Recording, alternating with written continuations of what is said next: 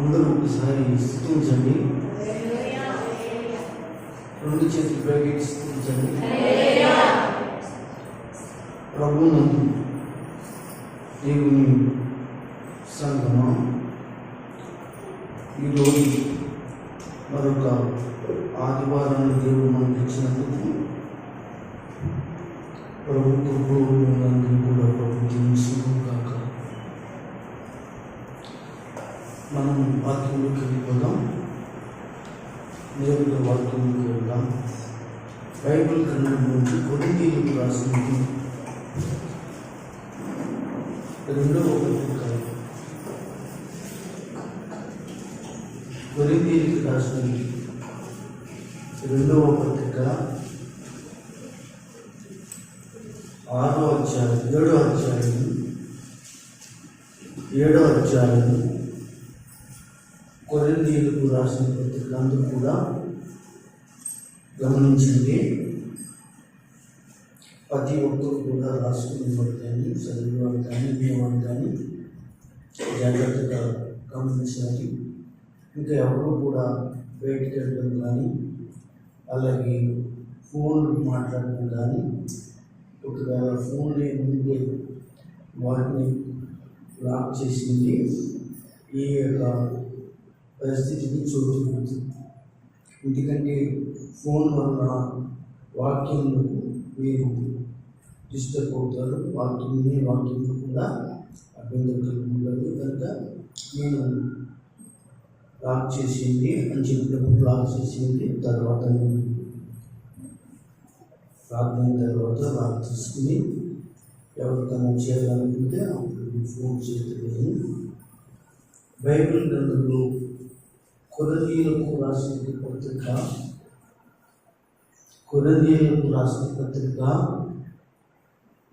2వ పత్రిక 7వ అధ్యాయం 10వ వచనాన్ని చదవండి.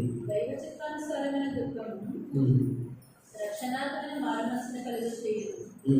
ఈ మారు మనసు దుఃఖమును పుట్టించదు, అయితే లోక సంబంధమైన దుఃఖము మరణము కలుగచేయును. చాలు. మీరు గమనించింది, ఈ కొరింథీయులకు రాసిన పత్రికలో దైవజనుడైన పౌలు గారు ఆ సంఘ సభ్యులకు రాస్తున్నాడు, చెప్తున్నాడు. దైవ చిత్తానుసారమైన దుఃఖం రక్షణార్థమైన మార్పు కలగజేయు అని చెప్తున్నాడు. ఇక్కడ మీరు ఆలోచించవలసిన విషయాలు కొన్ని ఉన్నాయి. రక్షణార్థమైన మారు మనసు, అందరూ కూడా మనసులో రక్షణార్థమైన మారు మనసు అనుకోండి. రక్షణార్థమైన మారు మనసు, దీన్ని పదే పదే పదే నొక్కి నుంచి చెప్తున్నానంటే, నేను చూడండి పదే పదే నొక్కి చెప్తున్నానంటే, రక్షణార్థమైన మారు మనసు కాకుండా ఇంకొక మారు మనసుగా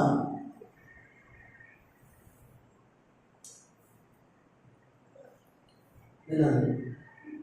మారు మనసు పొందండి అంటారు కదా. మారు మనసు పొందిన వాళ్ళు బాప్టిజం ఇస్తారు. మారు మనసు పొందిన వాళ్ళు యేసుక్రీస్తు అంగీకరిస్తారు. మారు మనసు పొందిన వాళ్ళు జీవితాలు మంచిగా ఉంటాయి. మారు మనసు పొందిన వాళ్ళ పరిస్థితులన్నీ కూడా దేవునికి అనుకూలంగా ఉంటారు, లోకానికి దూరంగా ఉంటారు. ఇది అయితే ఇక్కడ ఏంటి ఇలా రాయబడింది? మారు మనసు రక్షణార్థమైన మారు మనసు అంటే మారు మనసులో రక్షణార్థమైన మారు మనసు కూడా ఉంటుందా? గమనించండి. రక్షణార్థమైన మారు మనసు కూడా ఉంటుందా? ఉంటుంది. మేము ఇప్పుడు మా సంఘం అనుకుంటుంది, లోకంలో సంఘం కొంతమంది అనుకుంటున్నారు మారు మనసు అంతా ఉంటే అనుకుంటారు. అంతా ఉంటుంది. విన్నారా? కొన్ని వాక్యాల నుంచి చూసి వాక్యం వెళ్ళాలి. అన్నీ కూడా ఒకే రకమైన మానసులు కాదు. మీరు ఏమనుకుంటున్నారంటే మార్మేసుకున్నారంటే ఏ విషయంలో మార్మేసుకుందాము అని చూడండి. నా విషయంలో మీ విషయంలో ఏమి ఎలాంటి మార్మేసుకుందారు. బైబిల్లో మార్మల్స్ ఉంది కదా. మరి మార్మల్స్ అంతా ఒకటేనా? చాలామంది భ్రమపడుతున్నారు. భ్రమపడి వాక్యము తేటగా తెలుసుకునేటి వారుగా చాలామంది ఉన్నారు. ఈరోజు సంఘం వాక్యం కొరకు వారు వేసిలేదు. కానీ నేను అంటాను, ఈ సమయంలో నేను మాట్లాడతాను ఏమనంటే, ప్రభు సన్నిధిలో మారు మనసు అనేది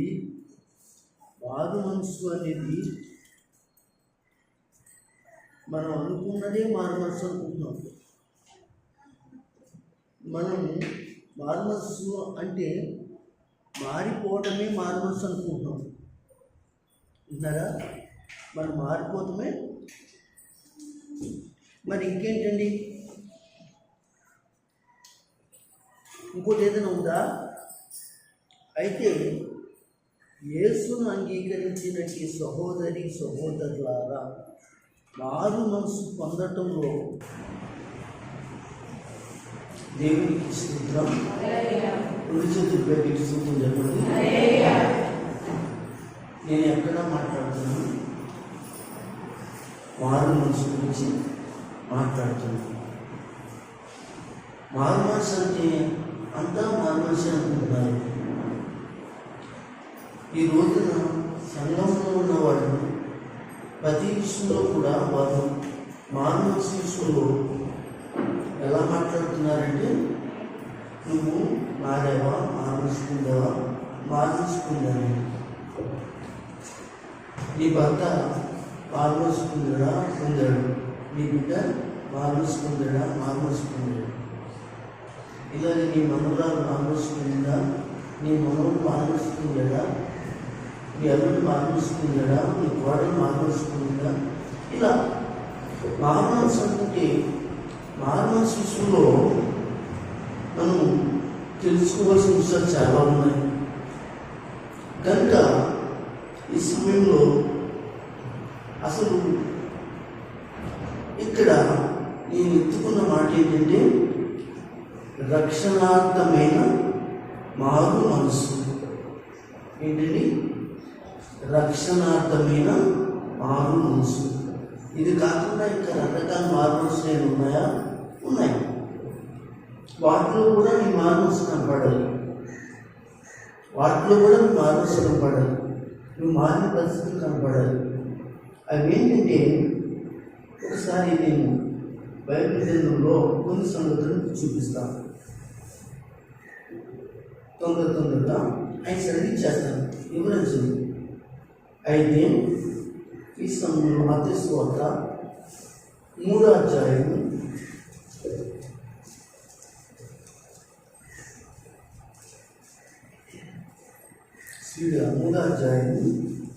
8వ వచనం. అబ్రహాము మాకు తండ్రి అని మీలో మీరు చెప్పుకుని తలంచవద్దు. 8వ వచనం. మారు మనసుకు తగిలిన ఫలము పరీక్ష. అది 8వ వచనం. మీ అందరి వైపు చూడండి. 2వ వచనం. మారు మనసుకు తగిన ఫలము పరీక్ష. చదవండి. మారు మనసుకు తగిన ఫలము ఫలించుడి. ఆగండి. అంటే ఫలించడానికి కూడా ఏం కావాలి? ఫలించడానికి ఏం కావాలి? నేను ఏదో ముందేసేది మార్మల్స్ అంటే నువ్వు ఫలించు అంటే మార్మల్స్ పొందడానికి కూడా అలాగా ఫలించడానికి కూడా ఒక మార్మల్స్ ఉందండి. ఆ మార్మల్స్ నువ్వు పొందేవా? ఆ మార్మల్స్ పొందకపోతే నువ్వు ఫలించు. ఇంకా ముందుకు వెళ్ళిపోదాం. 11వ అధ్యాయం అపోస్తుల కార్యాలు 11వ అధ్యాయము 18వ వచనం.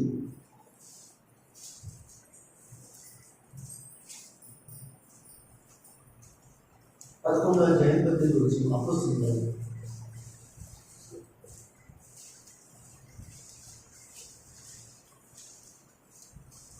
వారి మాటలు విని మరేమి అడ్డమో చెప్పక అట్లయితే నేను నిలుపును. దేవుడు జీవార్థమైన మారు మనసు దయచేసి ఉన్నాడని. అలా జీవార్థమైన మారు మనసు. మారు మనసు. చూడాలి, నేను ఈ మాటలు మీకు అర్థం కాకపోతే అసలు మారు మనసు అంటే ఇంకా అర్థం కాదు. ఏంటంటే నిత్య జీవార్థమైన మారు మనసు అంటే నీ మారు మనసు పొందేశాను అంటే నువ్వు నిత్య జీవార్థమైన మారు మనసు పొందేవా ప్రశ్నిస్తున్నాడు పరిశుద్ధాత్మ. అంటే నిత్య జీవార్థమైన మారు మనసు కూడా ఉందా? ఉంది. మరి అంతా బైబిల్ నేర్చుకోవాలి. చెప్పే సేవకుల మాటలు చాలా జాగ్రత్తగా వినాలి. మార్కు సువార్త 1వ అధ్యాయం 4వ వచనం.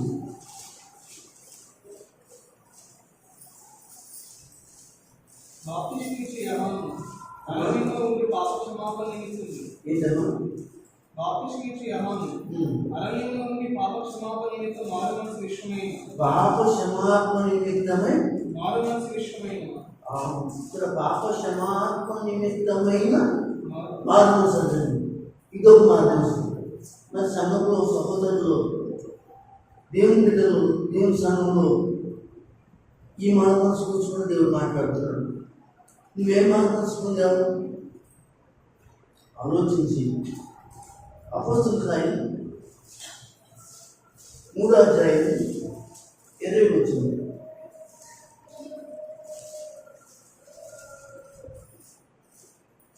మీ కొరకు నియమించిన క్రీస్తు యేసును ఆయన పంపునట్లుగా మీ పాపము తుడిచివేయబడి నిమిత్తమును.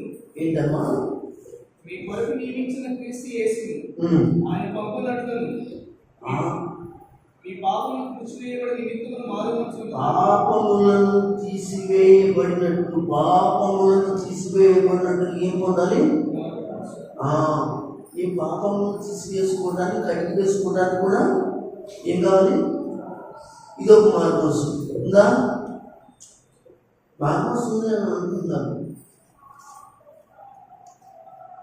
అపోస్తలుల కార్యం 8వ అధ్యాయం 2వ వచనం.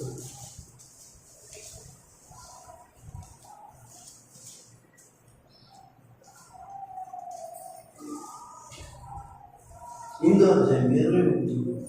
మీ హృదయం దేవుని దగ్గర సరైనది కాదు కనుక. 21, 22 వస్తుంది. నీ హృదయం దేవుని దగ్గర సరైనది కాదు కనుక ఈ కార్యములు నీకు పాలు పంపుడు లేదు. కాబట్టి ఈ చెడుతలను మానుకుని మారు మనసు నుండి ప్రభువుని వేడుకొని. ఈ కార్యములలో, దేవుని కార్యాల్లో పాలు పొందడానికి, చెడితనాన్ని దూరం చేసుకోవడానికి మారు మనసు. ఈ మారు మనసు మీకు దేవుని కార్యాలలో పాలు పొందడానికి పొందవలసినది మారు మనసు. ఈ మారు మనసు గురించి బైబిల్లో దైవికమైనది మారు మనసు కూడా ఉంది. ఇలా చెప్పుకుంటూ వెళ్తే చాలా రకరకాల యొక్క మారు మనసులు ఉన్నాయి. ఫలించడానికి మారు మనసు, నిత్యజీవార్థమైన మారు మనసు, దేవుని సన్నిధిలో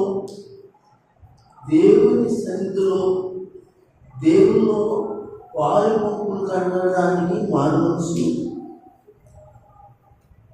కనబడుతుంది. ఇంకా చెప్తాడు అపోస్తలుల కార్యంలో కూడా చెప్తాడు సర్వాకార్యంలో, ఇంకా చాలా చోట్ల చెప్తాడు. మారు మనస్సు అనేది ఇక్కడ మనం చాలా చూసాము. నేను మారు మనస్సు పొందాను. అసలు మారు మనస్సు అంటే ఏమిటి అంటే, పూర్వము మనము ఏ శాస్త్రాలు మనం చేసి ఉన్నామో, ఏ పనులు మనం చేసి ఉన్నామో వాటన్నిటినీ విడిచిపెట్టడమే మారు మనసు. అయితే ఆ మారు మనసులో కొంతమంది ఏమో ఫలించడానికి మారు మనసు పొందలేకపోతున్నారు. కొంతమంది పాపాలను విడిచిపెట్టుకోవడానికి మానసు పొందలేకపోతున్నారు.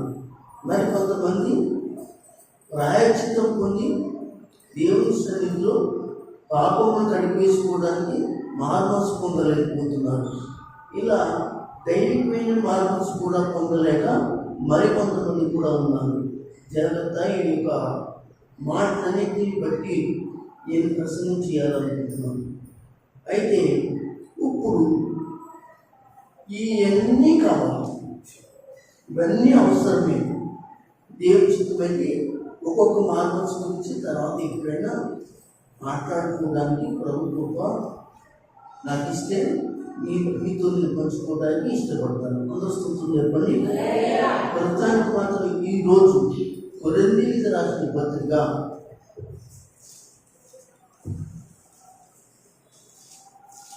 7వ అధ్యాయం 11వ వచనం 10వ వచనం చెప్పండి. మాట చదువుతున్నాం.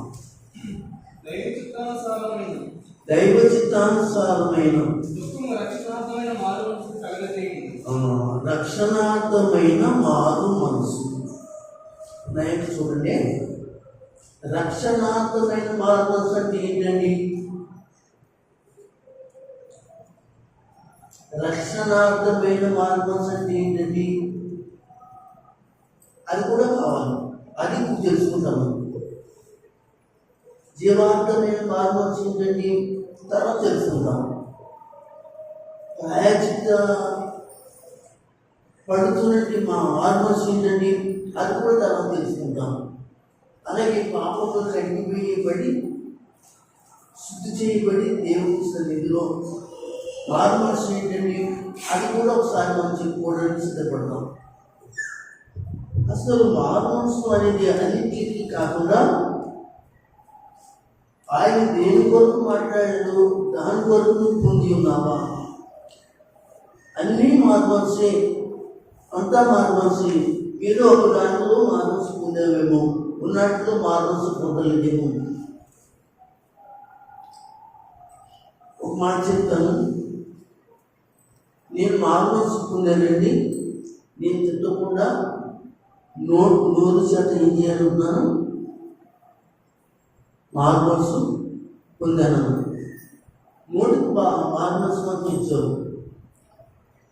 అప్పుడు ఏదైనా చిన్న గొడవ అయిందనుకో, చేతికి పని చెప్తున్నాం, చెదగొట్టేస్తున్నాం, ఏంటి చేస్తున్నాం, పీకులు చేస్తున్నాం, ఏం చేస్తున్నాం.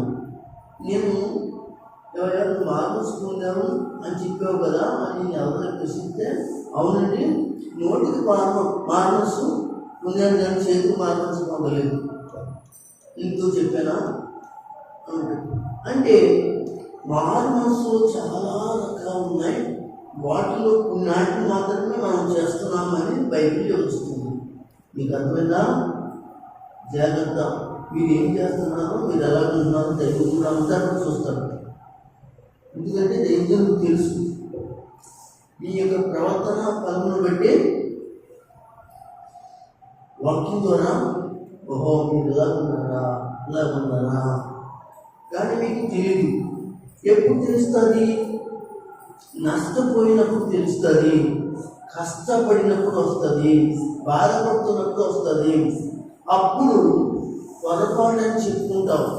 కానీ అప్పుడు ఏంట్లా చేయడానికి తర్వాత ఆకులు పట్టుకున్నట్లు. జాగ్రత్త. మీకు నేను చెప్పేది ఏంటంటే ముందుగానే జాగ్రత్త పడటం అనేది అవసరం. అలాగే మారు మనసు విషయంలో నువ్వు దేని విషయంలో మారు మనసు? నేను చూడని అనలేదు కదా, నేను చూస్తాను. కంటికి మారు మనసు లేదు, చేతికి మారు మనసు లేదు, కాలుకి మారు మనసు లేదు. అంటే ఇన్ని మారు మనసు ఉన్నాయా? ఒక మారు మనసు ఉంటే ఇవన్నిటికీ సంబంధించింది కాదా? అవును, అన్నిటికీ సంబంధించింది. కానీ మళ్ళా ప్రత్యేకంగా ఆయన మాట్లాడుతున్న మాటలు కూడా కొన్ని ఉన్నాయి. ప్రత్యేకంగా ఇది విభజించిన మాటలు కూడా ఉన్నాయి. వాటిలో కొన్ని నేను మీకు చూపించాను. వాటిలో మనం చెప్పుకుంటున్నాము రక్షణార్థమైన మారు మనసు.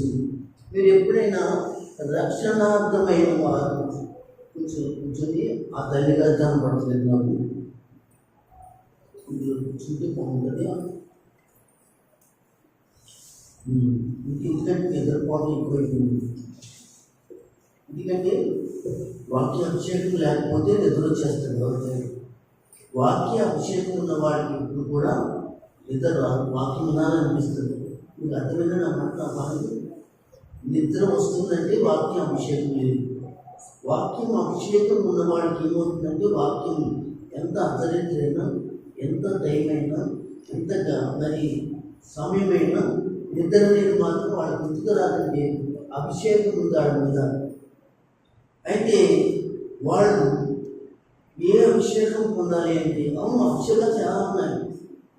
తైలాభిషేకం డబ్బు చూడగా చాలా తైలాభిషేకాలు ఉన్నాయి. నువ్వు ఏ అభిషేకంలో ఉన్నావు అనేది తెలియకుండానే నువ్వు జారిపోతున్నావు ప్రతి చోటకి. జాగ్రత్త. దేవుని వాక్య ప్రకారంగా ఏది చేయాలి, ఏది చేస్తున్నావు, ఇది చేస్తున్నావు, దేవుని చెప్తే చేస్తున్నావు, ఇది చెయ్యొద్దా, చేయకూడదా, ఇది నాకు నచ్చిందా, లేకపోతే దేవుని నచ్చిందా, నీకు నచ్చింది చేస్తున్నావా? సరే, ఇన్ని మార్పులు చెప్పాను కదా పాస్టర్ గారు, మీరు జాగ్రత్తగా ఒక్క కంచెకు ఒక అరగంట జాగ్రత్తగా మీరు ఆలోచించండి. ఏంటంటే ఇప్పుడు రక్షణార్థమైన మార్మల్స్ చెప్తున్నారు కదా, ఈ రక్షణార్థమైన మార్మల్స్ని ఎలాగ తెలుసుకోవాలండి? ఎలా తెలుసుకోవాలండి? రక్షణార్థమైన మార్మల్స్ ఎలాగ కనబడుతుందండి? రక్షణార్థమైన మార్మల్స్ తెలుసుకోవాలంటే మాకు ఏమైనా చెప్తారా? అయితే చెప్తాం, మాట్లాడదాం అని నేను మాట్లాడేదని ప్రస్తుతాత్మ మాత్రం మాట్లాడతాను. ఆ యొక్క రక్షణార్థమైన మార్మల్స్ ఒక సంగతి చెప్పి ముందుకెళ్తారు. ఒక చోట ఒక ధనవంతుడు ఉన్నాడు. ఆలపెట్టండి. ఒక ధనవంతుడు ఉన్నాడు, చాలా ధనవంతుడు. మీరు విన్నారు, చాలా ధనవంతుడు ఉన్నాడండి. ఎంత ధనవంతుడు అంటే చాలా పెద్ద ధనవంతుడు. ఆ ధనవంతుడికి ఇద్దరు కొడుకులు ఉన్నారండి. ఎంతమంది కొడుకులు చెప్పండి? ఆ ధనవంతుడికి ఏముంది? డబ్బు పొదుపు లేదు అండి, ధనము పొదుపు లేదు, పొలము పొదుపు లేదు, పేరు మంచి పేరు కలిగిన వాడు, పనివాళ్ళు చాలామంది పనివాళ్ళు ఉన్నారు, చుట్టాలు బంధువుల్లో మంచి గౌరవం ఉంది, 10 మందికి సహాయం చేసేది సామర్థ్యత ఉంది. అతడు గొప్ప దైవజనుడు, క్షమించండి, గొప్ప ధనవంతుడు.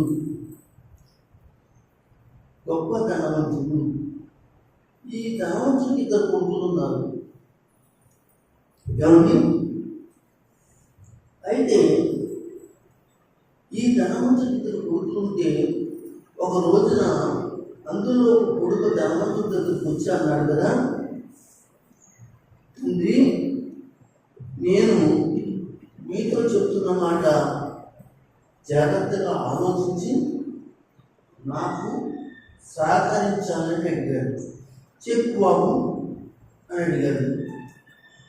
అయితే ఆ తండ్రితో చెప్తుంది ఏంటంటే, ఆస్తిలో సగభాగం నాకు వాటా వస్తుంది కదా. విన్నారా? చాలా ధనవంతుడు అంటే సగభాగం వస్తుందని ఎంత లెక్కలేదు. ఇద్దరు కొడుకులు అన్నమాట. అడుగుతూనే ఉన్నాడు. ఒకరోజు అడిగాడు, ఊరుకోలేదండి. ఒకరోజు అడిగాడు, ఊరుకోలేదండి. 4 రోజులు అడిగాడు, ఊరుకోలేదండి.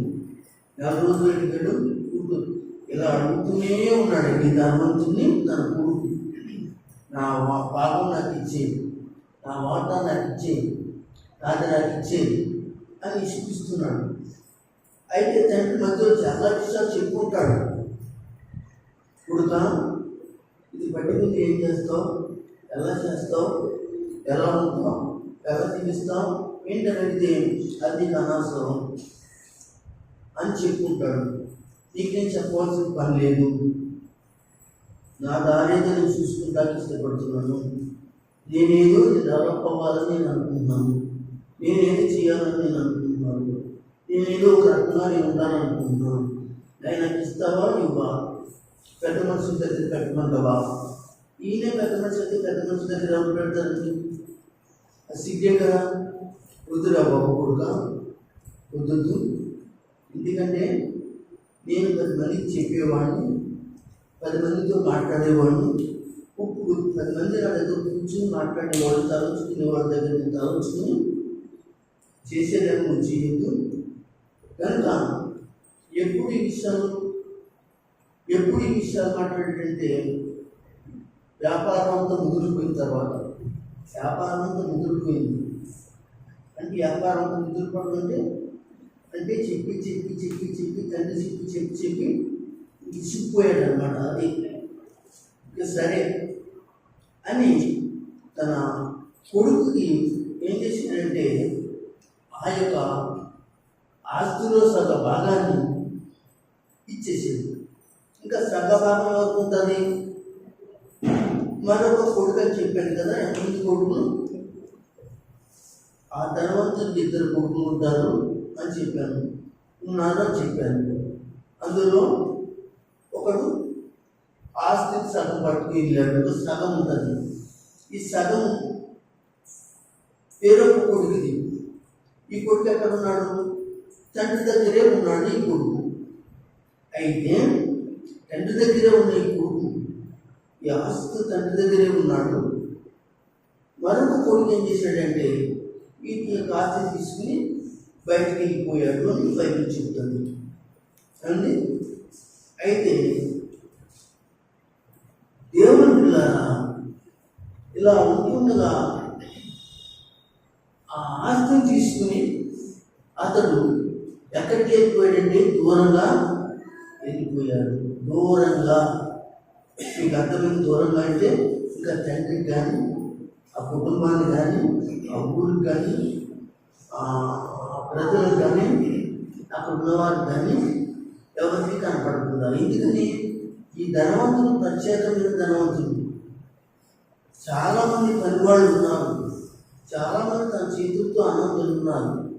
ఊళ్ళో అనేక ప్రాంతాల వారికి ఈ ధనవంతులు సహాయం చేస్తుంది. ఎవరో ఒకరు చెప్తారు, నీకు అక్కడ ఉన్నాడు, ఇక్కడ ఉన్నాడు, అలాగా ఇలాగా అని చెప్తారు. అందుకని దూరంగా వెళ్ళిపోయాడు. అయితే ఈసారి అతని గురించి మీకు ఒకసారి చూపించి ఈ వాక్యాన్ని వేస్తానికి అంటాను. లూకా రాసిన వార్త 15వ అధ్యాయం. మనం ఇప్పటివరకు చెప్పుకున్నవాడు మనకి లూకా వార్త 15వ అధ్యాయంలో మనకి కనపడతాడు. తీయండి, తర్వాత నేను చెప్పినట్లుగా మీరు చదవడానికి ఇష్టపడుతున్నాను. 15వ అధ్యాయం తెరిచి చూడండి. జాగ్రత్తగా మీరు రాసుకోండి.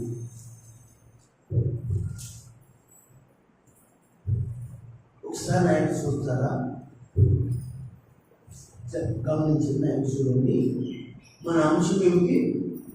రక్షణార్థమైన మారు మనసు. అంటే మారు మనసు చాలా ఉన్నాయి కానీ అన్ని మారు మనసు కాదు, ఒకటే మారు మనసు కాదు. రక్షణార్థమైన మారు మనసు వేరు, జీవాత్మైన మారు మనసు వేరు, దైవికమైన మారు మనసు వేరు. ఇలా చాలా చెప్పుకొచ్చాను. అయితే ఈ యొక్క లూకా సువార్త 15వ అధ్యాయం 11 నుంచి 32 వచనాల్లో ఈ ధనవంతులు మనకి కనపడతారు. మీరు రాసుకునే వాళ్ళు పుస్తకంలో రాసుకుంది. లూకా సువార్త 15వ అధ్యాయము 11 నుంచి 32 వచనాల్లో ఈ ధనవంతులు కుమారులు ఇద్దరు ఉంటారు. అయితే ఈ ధనవంతుని యొక్క కుమారులలో ఎవడు ఆస్తి పట్టుకెళ్ళాడు, ఎవడు ఆస్తి పట్టుకెళ్ళలేదో నేను చెప్పలేను కదా. అయితే ఆ ఆస్తి పంచి ఇమ్మని పట్టుకెళ్ళిన వాడు 2వ కుమారుడు. అంటే నీకు అర్థమైంది, పట్టుకెళ్ళిన వాడెవడు? పెద్ద కుమారుడు అని బయటకు చెప్తారు. అందరూ ఒకసారి గట్టిగా స్తోత్రం చెప్పండి. మీరు చాలా జాగ్రత్తగా ఈ విషయాలు జ్ఞాపకం చేసుకోండి. అయితే దీన్ని 5 భాగాలుగా చెప్తాను. ఇది లూకాసు సువార్త 15వ అధ్యాయం 11 నుంచి 32 వచనాల్లో ఉన్న మాటలు 5 భాగాలుగా చెప్తారు. అయితే ఒక్కొక్క భాగం నైన్ చూడండి. మీరు చూస్తే నేను చెప్పగలుగుతాను. చదివేటప్పుడు అప్పుడు తల ఉంచండి. వాక్యం మీదప్పుడు మాత్రం నా మకంలో మాకు పెట్టి చూడాలి. అప్పుడే దేవుని శక్తి మీ మైండ్లోకి, వాక్య శక్తి మీ మైండ్లోకి, మీ మనసులోకి వస్తుంది. ఓకేనండి? కనుక ఈ లూకాసు సువార్త 15వ అధ్యాయం 11 నుంచి 32 వచనాల్లో ఉన్నటువంటి వాక్య భాగాలు 5 భాగాలు నేను మీకు ఇస్తాను. అయితే ఒక్కొక్క భాగంలో చాలా చాలా భాగాలు ఉన్నాయి. అయితే వాటిని నేను అలా చెప్పాను, కానీ ఒక్కొక్క భాగంలో ఏంటి విషయం అనే దాన్ని 5 భాగాలను ముఖ్యంగా చెప్తాను. ఎందుకంటే ఒక్కొక్క భాగంలో చాలా చాలా ఉంటుంది. అయితే రిఫరెన్స్ మాత్రం చాలా తీయవలసి ఉంటుంది, లేట్ అవుతుంది. కనుక అలా కాకుండా ఈ 5 భాగాల్ని నేను ఏం చేస్తానంటే మీ మధ్య ఉంచుతాను. దయచేసి రాసుకునేవాడు 15వ అధ్యాయం 1 నుంచి 17 వచనాలు, 15వ అధ్యాయం 11 నుంచి 17వ వచనం వరకు ఏంటంటే ఒక భాగం. అది నేను విభజించాను. అయితే ఈ భాగంలో తండ్రికి దూరమైన కుమారుడైన చిన్న కుమారుడు కనబడతాడు. అయితే ఇతడు ఎలా దూరం అయ్యాడో మీకు నేను చెప్తా. ఒకసారి అందరూ స్తోత్రం చెప్పండి. ఒకసారి చెప్పండి. ఇప్పుడు మీరు ఏం ఆలోచిస్తున్నారు? ఆస్తుగారేమో అంశం ఏం చెప్పారు? రక్షణాత్మకంగా మారుమనసు గురించి చెప్తానన్నారు. వీలుగా ఉంటే జీవాంతమైన మారుమనసు గురించి తర్వాత చెప్తాను అన్నారు.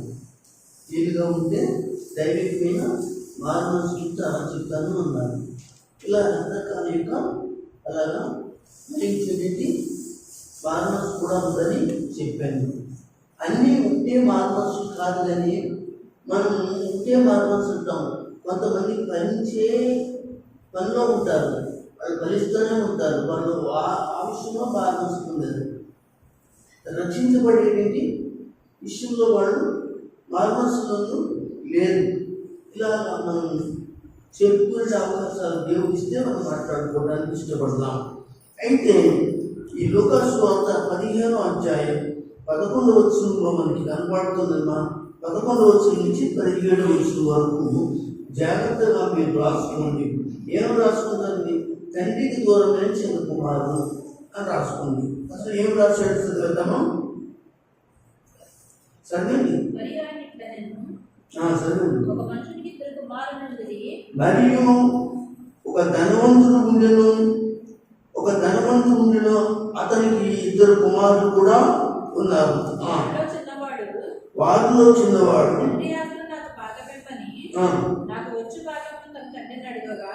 అతడు వారికి తన ఆస్తిని పంచిపెట్టాను. కొన్ని దినములైన తర్వాత చిన్న కుమారుడు సమస్తమును కూర్చుకొని ఒకసారి చూడండి. ఒక్కొక్క పాయింట్ మీకు కొన్ని విషయాలు చెప్తాను. కొన్ని దినములైన తరువాత ఉందా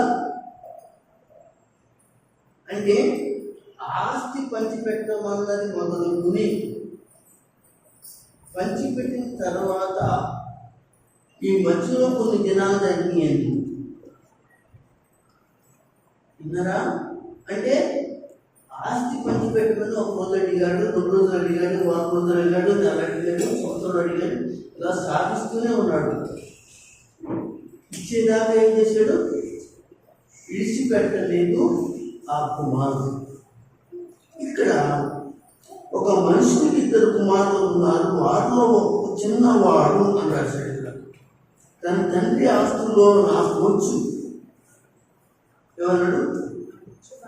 నాకు వచ్చు భాగాన్ని ఏమన్నాడు, కానీ వేరే భాగాన్ని మళ్ళీ న్యాయంగానే మాట్లాడాడు. కానీ న్యాయంగా బతుకుతాడు అంటే బతుకుడని తెలుసు. న్యాయంగా జీవిస్తాడా అంటే న్యాయంగా జీవించడు, మొత్తానికి ఏదో రామస్టెప్ వేస్తాడు ఈయన. అని ఏంటంటే తండ్రి ఏం చేశాడంటే కొంతకాలం ఏం చేశాడు, అతన్ని దాటనిచ్చి అతనికి వెళ్ళిపోతూ ఉన్నాడు. మరి తినేస్తున్నాడు పట్టుకుని, నేను అన్నం తిన్నాను, నేను ఇంటికి రాను, నేను అక్కడికి వెళ్ళిపోతాను, ఇక్కడికి వెళ్ళిపోతాను, అసలు నా తండ్రి వైపు కాకపోతే ఇలాగా ఎన్నో సమస్యలు వస్తాయి. కానీ ఇక్కడ కూడా ఈ ధనవంతుడికి ఈ సమస్యలు వచ్చాయి. అయితే తన తండ్రిని అడగగా అతడు వానికి తన ఆస్తిని పంచిపెట్టాడు. కొన్ని దినముల తర్వాత ఏం జరిగింది, బాగా ఉన్నాడు, ఆస్తి పంచిపెట్టాడు, బాగా ఉన్నాడు, కొన్ని దినాలు ఉన్నాడు అంటే అనుకుంటే నెల ఉన్నాడు, 2 నెలలు ఉన్నాడు, సంవత్సరం ఉన్నాడు, 2 సంవత్సరాలు ఉన్నాడు, 3 సంవత్సరం ఉన్నాడు, మొత్తానికి కొంతకాలం ఉన్నాడు. అయితే ఇప్పుడు రోజులు గడిచిపోయాయి కదా, దినాలు గడిచిపోయాయి కదా, అతను ఏమనుకున్నాడంటే నన్ను అడిగేవాడు లేడు, నా జోలికి వచ్చేవాడు ఎవడు లేడు, నేను బయటకు వచ్చేసాను, నన్ను అడగడానికి ఎవరికి కూడా హక్కు లేదు అనే ఆలోచన కలిగినటువంటి వాడుగా నేను జాగ్రత్తగా విన్నాను విషయం. కొన్ని దినముల తర్వాత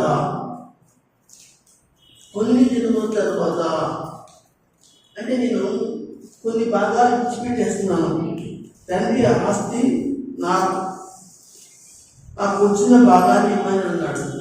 ఇవన్నీ చెప్పొచ్చు కానీ ప్రాముఖ్యమైన విషయాలు మాత్రం చెప్పి వెళ్తాను. వారికి ఆస్తి పంచిపెట్టాడు. ఆస్తి అంటే తక్కువ ఆస్తి కాలంలో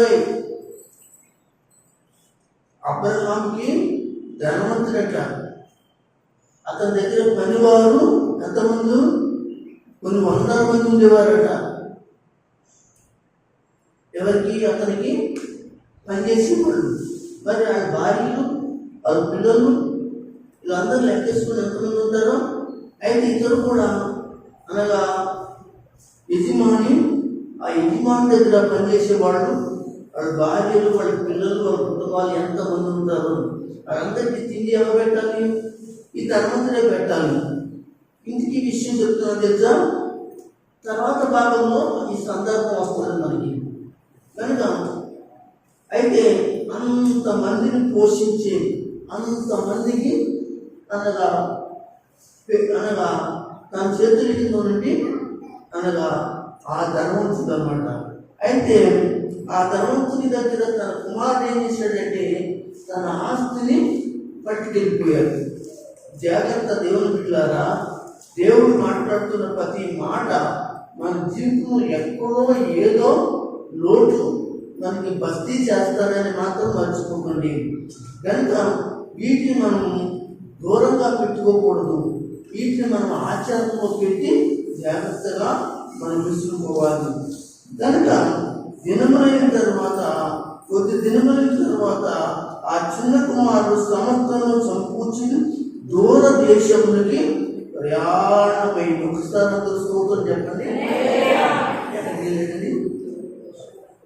చెప్పాలి, అందరూ చెప్పాలి. వినపడలేదు, అసలు వినపడలేదు. దూరం ఊరిడా, దూరదేశానికి వెళ్ళి కనపడతాడండి అంటే ఇందాక చెప్పాను అన్నమాట. మీకు గురించి చెప్పాను, ఎవరికి కనపడని చోటుకి పోయాడు, వెళ్ళిపోయాడు.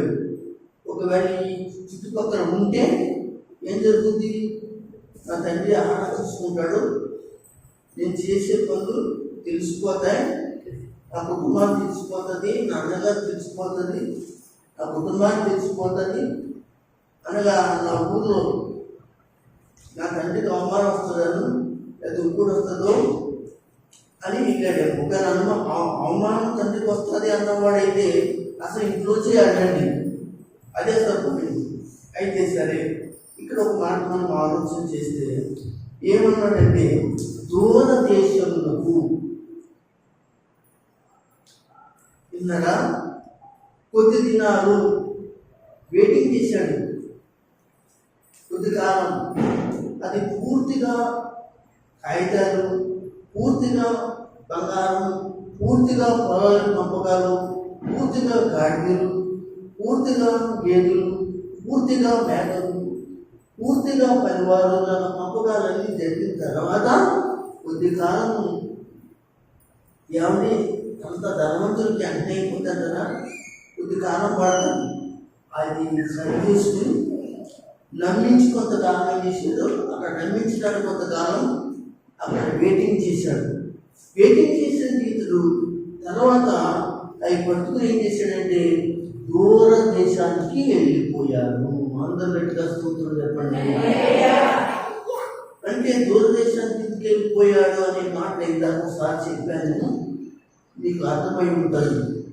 ఎందుకో తెలుసు అంటే ఎవరికి కనపడకూడదు, కనపడితే కొన్ని పరిస్థితులు బయటపడతాయి. ఒక మాటతో చెప్పేసి నేను ముందుకు వెళ్ళిపోవాలని నేను అనుకుంటున్నాను. ఓకే, ఎందుకంటే వీటిని విడదీసి చెప్పాలంటే చాలా వాక్యాలు కూడా ఉన్నాయి, కానీ ఇప్పుడు కుదరదు. సరే, 14 రోజుల్లో అదంతయు ఖర్చు చేసిన తర్వాత ఆ దేశంలో గొప్ప కరువు రాగా వాడు ఇబ్బంది పడసాగింది. ఆగుదాం ఇక్కడ. ఇప్పుడు వెళ్ళిపోయిన వాళ్ళ యొక్క జీవితంలో ఏదో ఒక పరిస్థితి వస్తారు కదా. నయోమి ఏం చేసింది, సమృద్ధి కలిగిన దేశాన్ని విడిచిపెట్టి వేరే దేశం వెళ్ళింది, మోయాబు దేశం. అక్కడ కరువు రాగానే తిరిగి ఎక్కడికి వచ్చింది, మళ్ళీ బెత్లెహేముకి వచ్చిందని మనం చూసుకుంటాం. సరే, అలాగే ఇతడు ఏమైంది, ఖర్చు పెట్టేశాడు. ఏ విషయంలో ఖర్చు పెట్టేశాడు ఏమండి? నేను చూడండి, దురవ్యాపారంలో వ్యాపారం చేశాడు.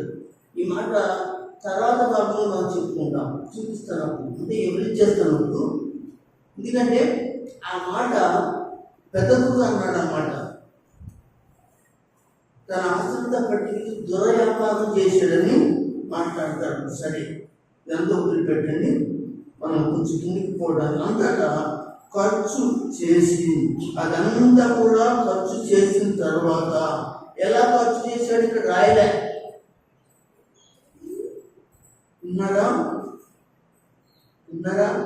ఎలా ఖర్చు చేశాడు ఇక్కడ రాయలే. రాశాడమ్మా, కానీ రాసిన సందర్భం ఉంది. ఆ మాట ఎవరు మాట్లాడితే తన పెద్ద కొడుకు మాట్లాడతాడు, అప్పుడు మాట్లాడదాం అన్నమాట. సరే, కరువు రాగా ఏం చేశాడు, ఆ దేశం ముందు వ్యాపారం చేశాడు. అతను ఏం పాడు చేయలేదు, వ్యాపారం చేశాడు. విన్నారా? వ్యాపారం చేసేటప్పుడు మన పార్ట్నర్ ఎవరో మనం గుర్తించుకోవాలి. మనం ఎలాంటి వ్యాపారం చేస్తున్నాము కదా, ఎలాంటి పని చేస్తున్నాము. కొంతమంది వ్యాపారాలు ఎలా ఉంటాయో తెలుసా? కోడి పందాల వ్యాపారం. కొంతమంది వ్యాపారాలు ఎలా ఉంటాయి? పేకాట వ్యాపారం. మరి కొంతమంది జోదం వ్యాపారం. అవి ఎలా ఉంటాయి? ఆ వ్యాపారాలను చెప్తూ ఉంటాడు. ఇదే వ్యాపారం వాటికి ఈ పేకాట వ్యాపారమేనండి. పేకాట వ్యాపారం ఎలా ఉంటుంది? వస్తే సంతోషం, పోతే ఏడుస్తాం కదా. మీరు ఆలకెడుతున్నారా? జాగ్రత్తగా మనం వస్తే, కోడి పందాల్లో వస్తే నా అంతరం లేడు, బంగారం కొంటాం, ఎందుకు కొంటాం ఏమండి. అలాగే ప్యాకెట్లో వస్తే పొలాలు కొంటాం, లేకపోతే తాళాలు కొంటాం, ఇల్లు కడతాం. కానీ పోతే అవన్నీ కూడా మనం తిరిగి ఎలా పోతాయండి? అవును, వస్తాయని చెప్పేసి ఏం చేస్తాం? ఈ తలాలన్నీ కూడా మరి తాకాట్లు పెట్టి ఏం చేస్తాం?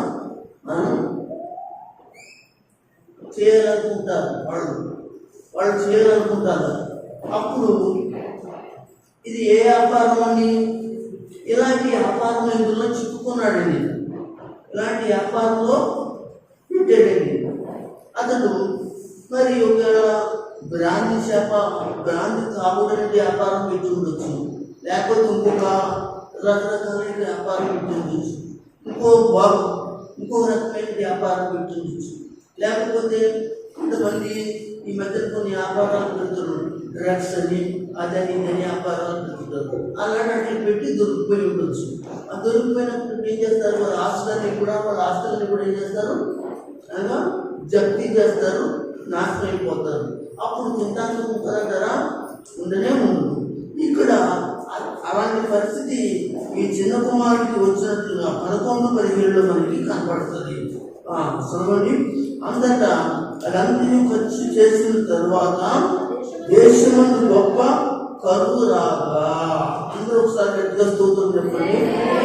వెంటనే చూడండి ఎక్కడ కరువు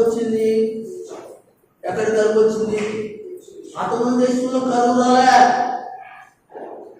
ఎవరు అతను తండ్రున్న దేశంలో కరువు రాలేదు, క్షమించండి. అతను తండ్రి ఉన్న దేశంలో కరువు రాలేదు. వీడు దూరం దేశం వెళ్ళిపోయాడు కదా, అక్కడ కరువు వచ్చిందండి.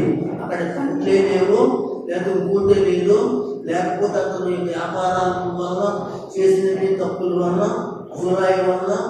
వ్యాపారాల వల్ల చేసినట్టు అనేక రకాలిక పాపాల వల్ల, ఖర్చు పెట్టిన డబ్బు వల్ల, అతని చేతులు డబ్బు లేకపోవడం వల్ల శివరాత్రికి అతనికి ఒకవేళ కరువు వచ్చిందేమో తినడానికి.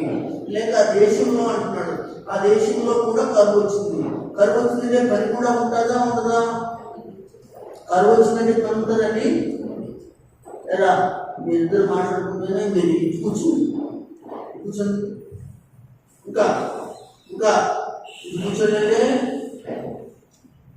అది ఇంకా కూర్చోవాలి. ఎక్కడ ఉంటాడు అది ఇప్పుడు నుంచి వాక్యం లేకపోతే రేపొద్దున వాక్యం తెచ్చుకుంటారా? వాక్యం చదువుకోరు. ఇంటికాడ చదువుతున్నారు అంటే చదువుతున్నామని చెప్పేసి బరే తరకాయలు ఉంటారు. ఒక్కడు తప్పుడు ప్రార్థన చేస్తున్నారంటే చేయదు. కనీసం సండే స్కూల్లో ప్రార్థన చేయండి బాబు, మీ భవిష్యత్తుల కోసం ప్రార్థన తీసుకుంటా అని చెప్పుకుంటాం, చేసుకోవద్దు. కనుక మీరు అలా ఉండకూడదని నేను మీకు నెనసోది తలకి కనిపించదు కదా, తలకి కనిపించా తప్పు చేసావా? తప్పు చేసి ఏంటి తప్పు చేయకూడదు, చక్కగా దేవుడిపై ఎదగాలని చెప్తున్నాను. నేను చూడండి మంచిది. అలాగే చెప్పండి. అలెలుయా. ఎక్కడ నాకేం చెప్పండి, నేను నా సోదరులో ఉన్నాను. కొంచెం గట్టిగా చెప్పండి.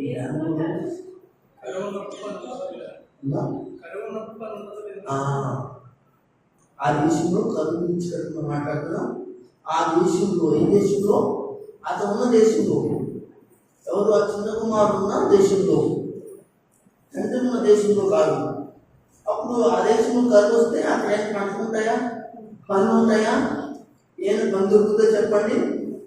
ఇప్పుడు కూడా మన దేశంలో అక్కడక్కడ కరువు ఉండడం వల్ల పనులు దొరుకుతున్నాయా? ఏమండి పనులు చెప్పండి అని అడిగేవాడు లేదా? పని కొరకు ఏమండి దేవుని పిల్లరా, దేవుని పిల్లలకి వారికి పని పొందుకుంటుందండి. దేవుని విడిచిపెట్టిన వాడికి మాత్రమే పని పొందుతుంది.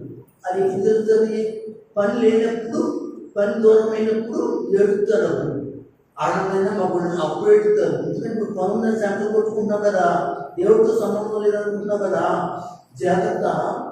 అప్పుడు ఏడ్చిన రోజులు నీకు కంట పడుతున్నప్పుడు కూడా నీ కంట నీళ్ళు చూసేవాడు ఎవరు ఉండనే ఉండడు. వాక్యం మాట్లాడుతుందని కనుక ఇప్పుడు పని సమృద్ధిగా దొరుకుతుందని ఆదివారాలు, ప్రార్థన, స్తుతి కూటాలు, దైవ సన్నిధి వదిలిపెట్టి అన్నమాట దేవునికి దూరంగా ఉండేటువంటి వ్యక్తులకి ఆ యొక్క రోజు రాకుండా ముందుగానే పేర్కొని దేవుని పట్టుకోవాలంటే నా ఉద్దేశము, నా మాటలు. అంతేగాని మనం గాయపరచాలనే ఉద్దేశం ఎంత మాత్రం కానీ మంద స్తోత్రం చెప్పండి.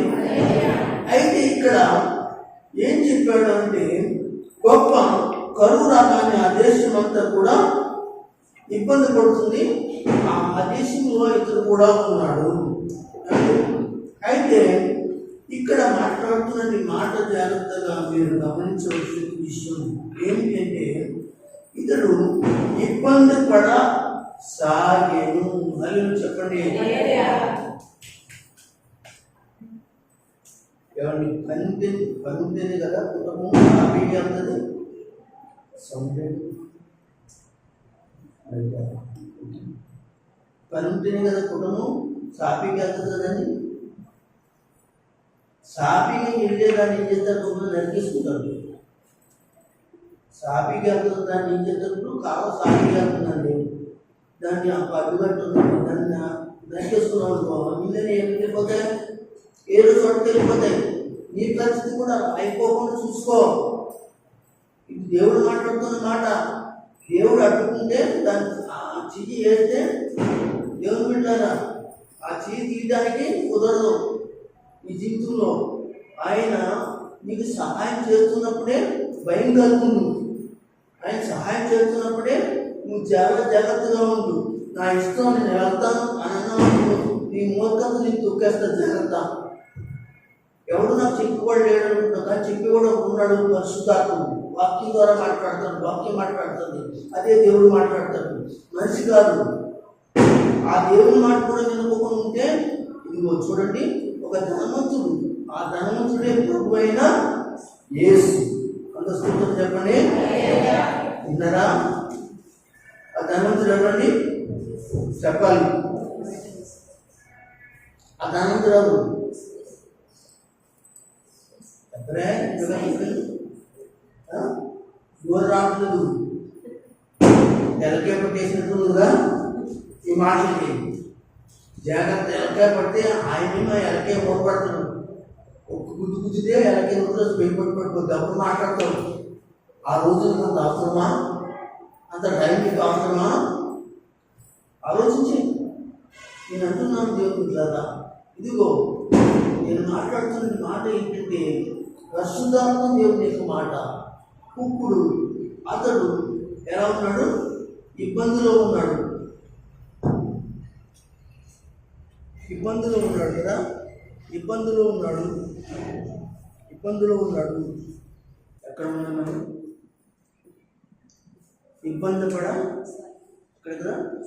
ఇబ్బంది పడుతున్నట్లుగా మనం చూస్తున్నాం. చూడండి, అంత అవసరమా ఇబ్బంది పడి పరిస్థితి తెచ్చుకోవాల్సిన పరిస్థితి? అతడు ఒక ధనవంతుడు కుమారుడు. అతను ధనంలో నీకు ఏం చేశాడు, సహాయం చేశాడు. కష్టపడటానికి అనగా లేకపోతే ఆలోచన ఏదో ఒక విధంగా నువ్వు ఉండడానికి కృప నీకు ఇచ్చాడు. అది పట్టుకుని నువ్వు ఏం చేయాలి, దేవుని ఆరాధిస్తూ ఇది నువ్వు కొనసాగించి కుటుంబంలో పరిస్థితులు నువ్వు తెచ్చుకోవాలి. కానీ ఎప్పుడైతే ఇబ్బంది పడి సాగటం జరిగిందో అప్పుడు కుటుంబం నడుస్తున్నారు కదా, అతని జీవితం విధానం వెళ్తుంది కదా. అయితే ఇక్కడ ఇబ్బంది పడి సాగినట్లుగా మనం చూస్తున్నాం. ఎందుకు ఇబ్బంది పడ్డాడు అంటే అక్కడ రాశాడు స్పష్టంగా, ఆ దేశంలో తానున్న దేశంలో కరువు వచ్చింది, ఒకని చెంత చేరెను. అందరూ కూడా స్తోత్రం చెప్పండి, హల్లెలూయా చెప్పండి. కొంతమంది జీవితంలో దేవుడు ఆశీర్వదించిన తర్వాత, ఆశీర్వదకరంగా దీవించిన తర్వాత, పైకి తీసుకొచ్చిన తర్వాత, మంచి మార్గంలో నడిపించిన తర్వాత, తన చేయి పైనుంచిన తర్వాత దేవుని దూరం అయిపోయి దేవుని చేత మొట్టికాయలను ముట్టించుకుని ఏం చేస్తారంటే మళ్ళీ ఒకటి చెంత చేరేటువంటి స్థితి తెచ్చుకుంటారు. నేను చెప్తున్న మాట, దేవుడు చెప్తున్న మాట. హల్లెలూయా చెప్పండి. ఓకే, అందరి స్తోత్రం చెప్పండి. అర్థమైందా? దేవుడు ఒక స్థితికి, ఒక పరిస్థితిలో నిన్ను ఒక పరిస్థితిలో తీసుకొచ్చాక నువ్వు అనగా నీ జీవితం అనుకున్నావు నాకేమీ పర్వాలేదు అనుకో, తీసుకొచ్చింది ఎవరు? దేవుడైన సంగతి మర్చిపోయావు. సహాయం చేసింది దేవుడని మర్చిపోయావు. దేవుడని సహకరించిన వాడు అని మర్చిపోయి నీవు నీ ఇష్టం వచ్చినట్లుగా ఉంటే దేవుడు ముట్టికాయలు పట్టడం మాత్రం తథ్యం. జాగ్రత్త. ఇది నా మాట, ఇది దేవుని యొక్క వాక్కు. ఇది నా మాట కాదు, దేవుని వాక్కు. మరలా చెప్తున్నాను కనుక అప్పుడు నువ్వు ఏం చేస్తావు, తగ్గించబడతావు. పరిస్థితి మారిపోతుంది. కనుక ఇక్కడ మనకు కనబడుతున్న మాట ఏంటంటే ఒక ధనవంతుని దగ్గర ఉన్నాడు. ఆ ధనవంతుడు ఎవరంటే ఎవరంటే మన అయినా ప్రభు అయిన యేసుక్రీస్తే. ఆయన చేతిలో ఉన్నంతసేపు కూడా ఆశీర్వాదకరంగా ఉంటాం. అతని చేతిలో ఉన్నంతసేపు కూడా దీవెనకరంగా ఉంటాం. అతని చెప్పి చేతలో ఉన్నంతకాలం నీకు మంచి పేరు కలిగి ఉంటుంది. మంచివాడుగా నువ్వు బ్రతుకుతావు. మంచి దీవులు మనకి ఉంటుంది. నీ యొక్క ధనమంతా పాడు చేసుకోకుండా జాగ్రత్త పడతావు. లేకపోతే ఆయన చెప్పిన మాట, ఆయన చెప్పిన వాక్యము, ఆయన చెప్పిన మాటలు విధేయత లేకుండా ఇష్టానుసారంగా తాగుడని అదని ఇదని ఉంటే తర్వాత నీ బ్రతుకంతా ఎలా ఉంటుందంటే చెప్పకూడి అంటారు చూసారా. చెప్పకూడి అంటే తెలుసా, అడుగుతుంటే ప్రతి కూడా కష్టమే. అదే వచ్చింది ఇక్కడ. ఏమండి ఎంత ఒకవేళ అడుగుతాకి వెళ్ళిన ఆ దేశం అంతా ఎలా ఉందంటండి, కరువుతో ఉందంట. అందరూ స్తోత్రం చెప్పండి. చూద్దాం, కిందకు వచ్చేద్దాం మనం. అతడు ఆ దేశంలో ఒకరి చెంత చేరిను. ఏ అంత కారణం ఏంటి? ఇంకా మారుమనసు రాలే, ఇంకా మారుమనసు రాలేదు. ఎప్పుడొస్తుంది మారుమనసు? ఇప్పుడు వస్తుంది. ఆలోచించండి. ఒకరిని చెంత చేరాడు. అతడు పందులు మేపుటకు. అతడు ఎవరు? ఒకడు చెంత చేరాడు అంటే అతను ఎవరంటే పందుల వ్యాపారి. అతనికి చాలా పందులు ఉన్నాయి. అతనికి పనివాళ్ళు కూడా ఉన్నారు. అయితే ఆ పందులు మేపే వారి దగ్గరికి వెళ్ళి, అయ్యా నాకు పని ఇప్పించండి అని అడిగాడు. ఎందుకంటే ఎక్కడా పని లేదు, తినడానికి తిండి లేదు. తన పొలంలోనికి వాడిని పంపాడు మేపమని. వాడు పందులకి పొట్టితో తన కడుపు నింపుకున్న ఆశపడును కానీ ఎవడు వానికి ఏమీ ఇవ్వలేదు. విన్నారా? దేవునికి స్తోత్రం చెప్తారా? గట్టిగా చెప్తారా? అది చెప్పండి. ఎలాగో లేదో మొత్తానికి అతనికి ఒక పని దొరికింది. నేను అనుకుంటున్నాను పని దొరికిందంటే అతను తండ్రి ప్రార్థన చేస్తున్నాడేమో, బిడ్డ కోసం ఏడుస్తున్నాడేమో దేవుని దగ్గర, ఇబ్బంది పడుకోకుండా. చూడండి, దేవుని సేవకుడు కూడా అంతే. మీరు ఎలాగా దేవునికి విరోధంగా ఉన్నా, దేవునికి నష్టకరంగా ఉన్నా, దేవుని మాట వినకపోయినా, తప్పిపోయి అనగా దేవునికి మరి అసహ్యకరంగా మీరు దేవుని సన్నిధిలో ఉన్నా, ప్రభు సన్నిధిలో ప్రభుకి ఇవ్వాల్సిన సమయాన్ని ఇవ్వకుండా దూరంగా ఉంటూ ఉన్నా, తండ్రి మాత్రం తండ్రి కదా ప్రార్థన చేయడం మొదలెడతారు. దైవ సేవకుడు కూడా అంతే. అయ్యో వీటిని ఎలా సహాయం చేయమని అడుగుతారు. వాళ్ళకి ఏం కోపం ఉంటుంది దైవజనుడికి. మీకుంటుంది కోపం, మీకుంటుంది అనగా ఎందుకో తెలిసే దైవజనుడు రాకపోతే అనగా మరి రావట్లేదు అంటున్నాడని మీరు కోపగించుకుంటారు.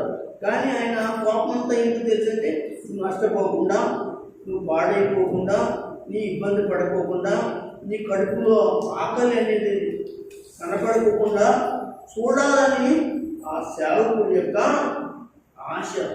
ఆయన ప్రార్థన చేస్తాడు. అలాగే ప్రార్థన చేసుకుంటాడు. అక్కడ పంతులు వ్యాపారి దగ్గర అసలు ఏం జరిగింది?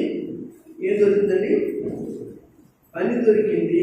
అలాగే చెప్పండి, పని దొరికింది. సరే దొరికింది, కానీ టయానికి భోజనం ఉంటుందా? ఒక దగ్గర పని చేసినప్పుడు టయానికి భోజనం ఉంటుందా?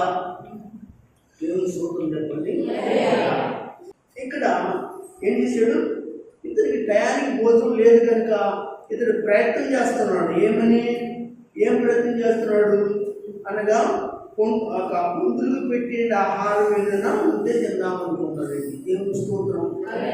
ఒకసారి సరిపోయినమాట ఆహారం చేయడం. వాడు పందులతో పొట్టుతో కడుపు నింపుకొనగా ఆశపడిన గాని ఎవడను మనకి ఏమీ ఇయ్యలేదు. అయితే బుద్ధి వచ్చినప్పుడు వాడు తన తండ్రి అది వదిలేమ్మా, తర్వాత చదువుతాం. ఆహారం ఉందంటే అతడు కడుపు నింపుకొన ఆశ పెట్టాడు. అలా చెప్పండి. ఇంకొకసారి చూడండి. తండ్రి కష్టపడినా, పిల్లలు కష్టపడినా, అదే కష్టకాలం తగ్గిలేవు కదా, కష్టపడ్డారు కదా, దేనికే కష్టం, పిల్లల్ని పట్టుకోవడానికి. అంతే కదా? ఓకే, తెలుసుకున్నాం కదా. కనుక దయచేసి ఇక్కడ వాక్యం ఏమంటారు, వాడు పందులు కొట్టుకుని తన కడుపు నింపకుండా ఆశపడ్డాడు. ఏమంటున్నాడు? ఆశపడ్డాడు. దయచేసి మంచిదే. ఎప్పుడు ఎప్పుడు ఎప్పుడు ఆశ, కానీ ఆశపడ్డాడు. కానీ చూడండి, గాని అన్నకాడ పెద్ద భూమి ఉంటుందండి. గాని అన్నకాడ పెద్ద భూమి ఉందన్నమాట. అక్కడ అర్థం గాని అన్నాడంటే అక్కడ ఏదో పెద్ద భూమి ఉందన్నమాట. అక్కడ ఏదో జరిగిందనమాట. గాని అన్నాడంటే మన వాళ్ళు మాట్లాడితే గాని అంటారు అంటే ఏదో జరిగిందనమాట. అది చెప్పు గాని అన్నాడంటే ఏదో మ్యాటర్ ఉందన్నమాట. ఏమండి, ఏదో మ్యాటర్ ఉందన్నమాట అమ్మా కదా. గాని అన్నందుకు చెప్పు ఏదో ఉన్న మ్యాటర్. గాని ఏమైంది అక్కడ? వాడును ఎవడును వానికి ఏమీ ఇవ్వలేదు.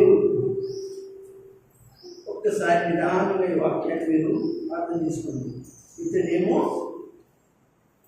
ఒక పనికి జాయిన్ అయ్యాడు. అక్కడ భోజనం పెడతారు కదా. మరి భోజనం పెడతాడు అని అనుకుంటే మరి ఎందుకని అతడు ఎన్ని దిక్కులు అంటే అతనికి విపరీతం అయిపోయింది. 2 రోజులైతే భోజనం చేసి నీరసం వచ్చేస్తుంది. అప్పుడు ఏమనుకున్నాడంటే పందులు తినే ఆహారం తినాలనుకున్నాడట. మీరు గమనించండి, పందులు మేపే వారికి అర్థమవుతుంది. వాళ్ళు పందులకి ఆహారం తగ్గేటప్పుడు నలుగురింటికి వెళ్తారు కదా. గింజని గుడితని దాంట్లో రకరకాలుగా పదార్థాలు వేస్తారు కదా. ఏమండి, అయితే వీడు వెళ్ళాడట. వెళ్ళి ఇది పోజేసుకున్నాడట. ముందేమో వడకట్టుని ఏమో ముద్దిద్దామని వాళ్ళెవరు కూడా ఆ వీడిని బట్టి పందులు కూడా లేకుండా పోయింది. ఎవరే కదా చూడండి, అదే అన్నాడు ఇక్కడ చూడండి.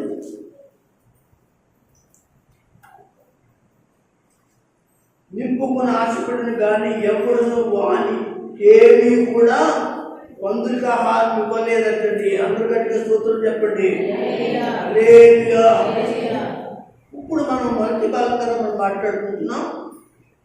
ఈ తర్వాత చాలా కాలానికి, చాలా రోజులకి అతనికి ఏం కలిగిందంటే అలా కొంతకాలం ఉన్నాడు.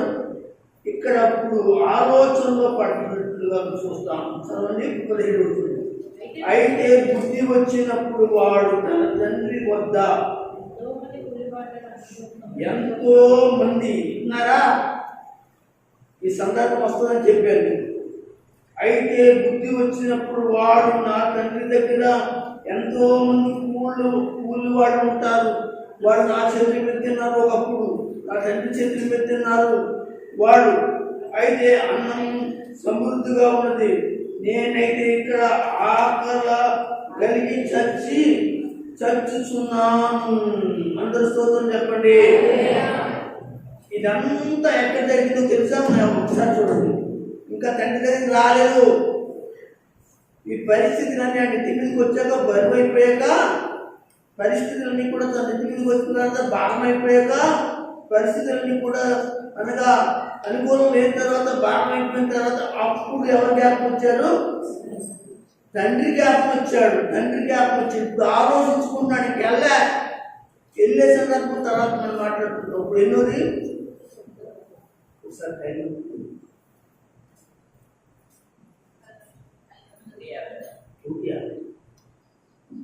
సరే, దేవుని స్తోత్రం చెప్పండి. ఇంకొక 4 సందర్భాలు ఉన్నాయి. 5 సందర్భాలు చెప్తాను కదా. 1 తండ్రికి దూరమైన కుమారుడు, 2 దూరమైన కుమారుడు తిరిగి రావడం, 3 తండ్రి పేరు అన్నమాట. 4 తండ్రి పెద్ద కుమారుడు తండ్రితో సంభాషించడం, తర్వాత పెద్ద కుమారుడు తండ్రి పట్ల, పెద్ద కుమారుడు తండ్రి పట్ల నుండి ప్రేమ ఇంట్లో నిలబడపరచడం, ఇలా ఇవన్నీ కూడా ఉన్నాయి. సరే, దేవుని పిల్లరా చాలా క్లుప్తంగా తొందరగా చెప్పి వెళ్ళిపోతాను, చదివించుకుంటూ వెళ్ళిపోతాను, మీరు అర్థం చేసుకొని తర్వాత చదువుకోండి. ఇక్కడ అయితే అతను బుద్ధి వచ్చినప్పుడు వాడు చదవన్నా అయితే బుద్ధి వచ్చినప్పుడు వాడు నా తండ్రి అది ఎంతో మంది కూలివాళ్ళకి అన్నం సమృద్ధిగా ఉన్నది, నేనైతే ఇక్కడ ఆకలితో చచ్చిపోతున్నాను. నేను లేచిన తండ్రి ఎదుగు వెళ్ళి ఇది రెండవ సందర్భం అండి. దూరం అయిన కుమారుడు తిరిగి రావటం ఎక్కడి నుంచి ఎక్కడంటే 18-21 వరకు చదవండి. నేను లేచిన తండ్రి ఎదుగు వెళ్ళి అప్పుడు అనుకున్నాడు, బుద్ధి వచ్చిన తర్వాత అక్కడ అనుకున్నాడు, దూరదర్శనంలో తన ఉన్నప్పుడు అనుకున్నాడు. ఇప్పుడు తండ్రి దగ్గరికి ప్రయాణం అవడానికి ఇష్టపడుతున్నాడు. ఇంకా ప్రయాణం అవ్వలేదు. రావడానికి నేను లేచి నా తండ్రి వద్దకు వెళ్ళాలి. తండ్రి నేను పరలోకం ఇలా అనుకున్నాడు, తండ్రి దగ్గర చెప్పుకున్నాను అనుకున్నాడంట. నేను పరలోకంలో ఉన్న దేవునికి తండ్రి నీకు చాలా విరోధంగా పాపము చేసి ఏంటి ఆ పాపం, నిన్ను విడిచిపెట్టి, ఈ సావాసం విడిచిపెట్టి, నీ ప్రార్థన విడిచిపెట్టి, నీ వాక్యం విడిచిపెట్టి, ఈ సన్నిధిలో నీ కొరకు జీవించడం విడిచిపెట్టి, నేను నా యొక్క విధానంలో స్వార్థము నాలో కనిపించింది, ఆ యొక్క జీవితం నాకు మంచిగా లేకుండా పోయింది అని మాట్లాడుకుంటూ నేను దేవుడు తండ్రికి చెప్పుకుందాము అని అనుకున్నాడు. ఒకటి పరలోక తండ్రికి చెప్పుకుందాం అనుకున్నాడు, అనగా తన కన్నా తండ్రితో కూడా చెప్పుకుందాం అనుకున్నాడు. చదివేది ఒకసారి. ఇక్కడ మీద నీ కొడుకుని అనిపించుకోను, కూలి వాళ్ళు ఒకరిగా నేను పెట్టుకోమని చెప్పమని అడుగుతాను అనుకున్నాడు. తండ్రి ఎద్దకు వచ్చాను. వాడు ఇంకా దూరంగా ఉన్నప్పుడు తండ్రి వారిని చూసి కనికరపడి పరిగెత్తి వారి మెడ మీద పడి ముద్దు పెట్టుకొని, అప్పుడు ఆ కుమారుడు అతనితో తండ్రి నేను పరలోకంకు విరోధముగాను నేను పాపము చేస్తుంది, మీరు నీ కుమారుడు అనిపించుతున్నాడు ఈ యోగ్యుడిని కాదని చాలు. అందరూ స్తోత్రం చెప్పండి. ఇది 18-21 వరకు రెండో సందర్భంలో ఉన్న మాటలు ఏంటంటే అంత కానీ ముందుకు వెళ్ళిపోతారు. శివరాజు తండ్రి దగ్గరికి వచ్చాడు, తండ్రిని అడిగాడు. తండ్రి జీవితంలోకి అనగా తండ్రి బాటలోనికి, తండ్రి విధానంలోనికి జీవించాలనేది ఏమనుకున్నాడు. అప్పుడు మారు మనస్సు కలిగి రక్షింపబడ్డాడు. దేవుని స్తోత్రం కలుగును గాక. ఇందులో మనకి ఏం కనపడుతుందంటే ఈ 32 వరకు కూడా ఏం కనపడుతుందంటే ఆ చిన్న కుమారుడు మారు మనసు పొందిన విషయం కనపడుతుంది. ఏ మారు మనసు అంటే రక్షింపబడిన మారు మనసు. అందరూ స్తోత్రం చెప్పండి. ఏ మారు మనసు? రక్షింపబడిన మారు మనసు. రక్షింపబడిన మారు మనసు అంటే భరించే మారు మనసు కూడా ఉంది, అది కాదు. ఇది రక్షించబడే మారు మనసు, జీవార్థమైన మారు మనసు కూడా ఉంది, అయితే అది వేరు. కనుక ఇది రక్షించబడిన మారు మనసు అని మీకు నేను తెలియజేస్తూ ఉన్నాను. ఎక్కడ చదువుకున్నాను? ఆ తండ్రి దగ్గరికి వచ్చాడు. ఆ తండ్రి ఏం చేశాడు? అతన్ని చదువుతామని చెప్పి వెళ్ళిపోతానే. కనుక ఆ తండ్రి చూశాడండి. చూసి పరిగెత్తుకుని వెళ్ళి ఏం చేశాడంటే ఆ కొడుకుని అనగా మెడ మీద పెట్టి ముద్దు పెట్టుకున్నాడు. స్తోత్రం చెప్పండి. ఏమండి, తండ్రికి ఎలా తెలుసు కొడుకొచ్చాడని? తండ్రికి ఎలా తెలుసు అంటే ఇతడు పెద్ద అనగా దేశంలో, ఆ గ్రామంలో, ఆ పట్టణంలో చాలా ఉన్నతమైనటి ధనవంతుడు కనుక అతని కొడుకులు తెలవకుండా ఉంటారా? అప్పుడు ఎవరో వచ్చి అలా చెప్పుకుంటారు. అయితే నా కొడుకు వచ్చాడని సంబంధంతో దిగిపోయి మేడ దిగి కిందకి పరిగెత్తుకుని వెళ్ళి ఆ దారిలోనే తన కొడుకుని పట్టుకుని ఏం చేసాడు తెలుసా? కొడుకా అని గట్టిగా కౌగులించుకుని మెడ మీద ముద్దు పెట్టుకుని అతని ఇంటికి తీసుకుని వచ్చాడు. దేవుని స్తోత్రం. అదండి దేవుని ప్రేమ, అదండి దేవుని యొక్క ప్రేమ, ఉన్నతమైన ప్రేమ. చూసారా? ఇది నీ పట్ల నా పట్ల దేవుని ప్రేమ. మనం దూరం అయిపోయినా తిరిగి నీవు రక్షణార్థమైన మారుమనసు పొందితే, రక్షణార్థమైన మారుమనసు పొందితే దేవుడు నిన్ను ఏ ఉరుకు పుట్టున్నా, నువ్వు కంపు కొట్టినా, నువ్వు ఏ శాంతాలపం చేసి వచ్చినా నిన్ను అత్తుకుని ముద్దు పెట్టుకుని అనగా చేర్చుకునేవాడే నా ప్రభు. అదే వరుసలో దైవ సేవకుడు కూడా అనగా సంఘానికి దూరమైన చిన్నపిల్లలైనా పెద్దవారైనా యవనస్తులైనా స్త్రీలైనా ఎవరైనా ఆదివారాలు దొంగిలించిన అనగా శుద్ధి కుటాలు దొంగిలించిన వేరే ప్రార్థనలు దొంగిలించిన ఉపవాస కుటాలు దొంగిలించిన సంఘక్రమాలు దొంగిలించిన ఆ యొక్క యేసులాగానే తండ్రి కూడా హత్తుకుని ఏం చేస్తాడో తెలుసా, ఆ కుమారుని ప్రేమించే మనసు దేవుని సేవకుడు కూడా. అవి చెప్పండి, హల్లెలూయా చెప్పండి, హల్లెలూయా. నేను ముందుకు వెళ్ళిపోతాను, ఎందుకంటే అంతా ఎదురించడం సమయం 2 గంటలు పడుతుంది దానికి ముందు చేయాలి. అయితే ఇక్కడ మనకి ఏం కనపడుతుందంటే 24వ వచనం వెళ్ళమా, 18, 24 వరకు పెట్టుకోండి. అయితే నేను లేచి నా తండ్రి ఎదుగు వెళ్ళి, తండ్రి నేను పరలోకములో విరోధముగా ఏట పాపము చేస్తుంది, ఇక మీద నీ కుమారుడు అనిపించుకున్నటకు యేసుడిని కాను, నన్ను నీ పుల్లివారిలో ఒకటిగా పెట్టుకుని అతనితో చెప్పుదనుకొని లేచి తండ్రి ఎదుగు వచ్చాను. వడింగా దూరంగా ఉన్నప్పుడు తండ్రి వారిని చూసి కనికరపడి పరిగెత్తి మెడ మీద ముద్దు పెట్టుకొని, అప్పుడు ఆ కుమారుడు అతనితో తండ్రి నేను పరలోక విరోధముగా ఏట పాపము చేస్తుంది, ఇక మీద నీ కుమారుడు అనిపించుకుని యేసుడు కానని. అయితే తండ్రి తన దాసులను చూచి ప్రసన్న వస్త్రం త్వరగా తెచ్చి వీరికి కట్టి. చూసారా దూరం చేసుకోలేదు కానీ తండ్రి ఏం చేశాడు, మంచి వస్త్రాలను తీసుకుని తెమ్మన్నాడు తన పనివారితో. వీరికి కట్టి చేతికి ఉంగరము పెట్టి చూడండి ఏం పెట్టండి, మళ్ళా తిరిగి అధికారం ఇస్తున్నాడు ఇంట్లో. పాదములకు చెప్పులు తొడిగించుడి అంటే తిరిగి అనగా తండ్రి తన యొక్క అనగా సావాసంలో దేవుని వాక్యం చేత ఉండడానికి అనగా ఏం చేపెట్టాడండి, కాళ్ళకి జోళ్ళు సమాధాన సంబంధమైన దేవుని సువార్త తండ్రితో కలిసి పనిచేసేటండి అనగా సమాధాన సంబంధమైన సువార్త అనే జోడును ఆయనకి తొడిగిస్తున్నాడు. 24 వెళ్ళిపోమా. తెచ్చి వధించుడి, మనము తిని సంతోషించుదాము. కుమారుడు చనిపోయి మరలా బ్రతికెను, తప్పిపోయి దొరికినని చెప్పాను. దేవునికి మహిమ కలుగును గాక. దయచేసి ఒకసారి నేను చూడండి, మీకు అర్థమైందా? రక్షణార్థమైన మార్గం ఎలా ఉందో,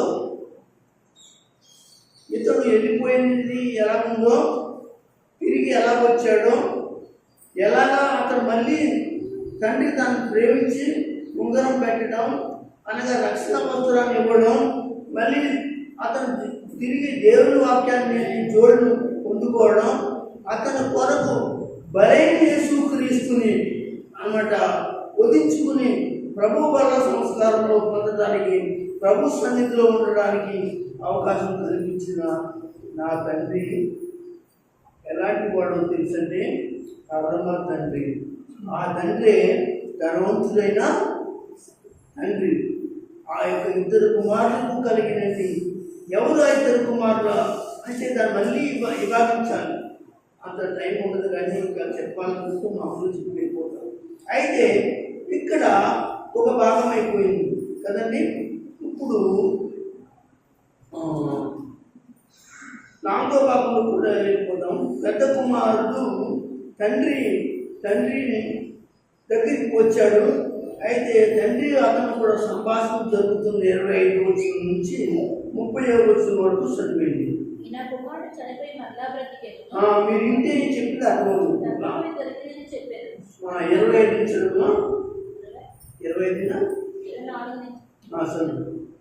నా కుమారుడు చనిపోయి మరలా బ్రతికెను, తప్పిపోయి దొరికినని చెప్పాను. అంతటా వారు సంతోషపడసాగిరి. అప్పుడు అతని పెద్ద కుమారుడు పొలంలో ఉండెను.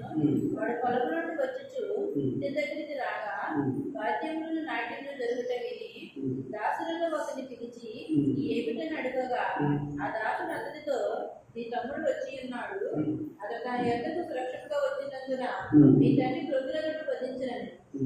అయితే అతడు కోపపడి లోపలికి వెళ్ళలేకపోయాను. గనుక అతని తండ్రి వెలుపలికి వచ్చి లోపలికి రమ్మని బతిమాలుకొనెను. అందుకు అతడు తన తండ్రితో, ఇదిగో ఇన్ని ఏళ్ల నుండి నేను సేవించుచున్నానే, నీ ఆజ్ఞను అడుగుతున్నాడండి. ఎవరిని? నాలుగు నీతోనే ఉన్నాను, నేను సేవించుతున్నాను, నీకు అడుగులకు మడుగు దొక్కుతున్నాను. నీ ఆజ్ఞ ప్రకారంగానే నేను దాటకుండా ఇల్లు దాటుకోకుండా దేవుణ్ణి మరి దాటుకోకుండా నీ యొద్ద నేను చాలా జాగ్రత్తగా ఉన్నాను. అయినను నాకు మరి నా స్నేహితులతో సంతోషించినట్లు నీవు ఒక మేక పిల్లైనా ఇవ్వగలిగినావా? ఇవ్వలేదే. అయితే ఇదిగో నీ ఆస్తిని వేసినతో తినివేసిన ఈ నీ కుమారుడు అనగా వస్తే నువ్వేం చేసావు? చేస్తున్నావు అని చెప్పేసి అడగడం ప్రారంభించాడు. దేవుని స్తోత్రం. అప్పుడు ఎవరైనా మాట్లాడుతున్నాడు, తండ్రి కొడుక ఆడైతే దూరంగా వెళ్ళిపోయాడు, చచ్చాడు బతికాడు తెలియదు, కానీ నా దగ్గర ఉన్నాడు కాబట్టి అన్నమాట. నీ ఆస్తేలే, ఆడాస్తి కాదు, నీ ఆస్తే నువ్వైతే, నీ ఆస్తి నువ్వే తిన్నావు. అయితే ఇప్పుడు ఆడు రావడం వల్ల నువ్వు సంతోషపడాలి, అతడు ఆడటం వల్ల సంతోషపడాలి. అతడు అన్నమాట రక్షణలోకి రావడం వల్ల, మార్మనసు పొంది రక్షించబడటం వల్ల, తిరిగి తండ్రి సంతికి చేరడం వల్ల నువ్వు సంతోషపడాలి. కానీ ఎందుకు నాన్నగా పెడమకం పెట్టి దూరంగా ఉండి నువ్వు శాఖలు బబ్బులు బయటేస్తున్నావు? మంచిది కాదు కదా, అది మంచిది కాదు కదా. మన పరువు పోతుంది, మన ఇల్లు పోతుంది కనుక అని చెప్పి కొడుకుని బతుకులాడుకున్నట్టు తండ్రి మనకి కనబడతాడు. దేవుని స్తోత్రం. హల్లెలూయా.